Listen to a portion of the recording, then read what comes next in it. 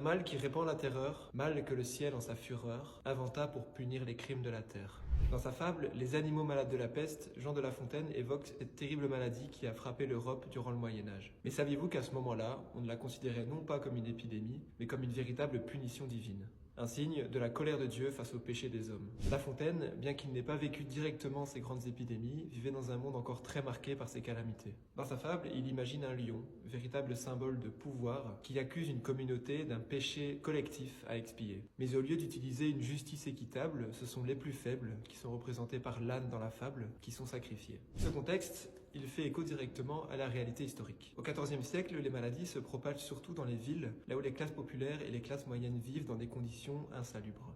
Ces milieux, propices aux maladies, sont souvent ceux où les superstitions et les croyances sont les plus fortes. Avec cette fable, Jean de La Fontaine dénonce l'hypocrisie et l'injustice sociale. Il transforme la peur divine en critique des élites et nous rappelle que bien souvent, lors de périodes de crise, ce sont les plus vulnérables qui payent le prix le plus fort. À bientôt pour une autre anecdote.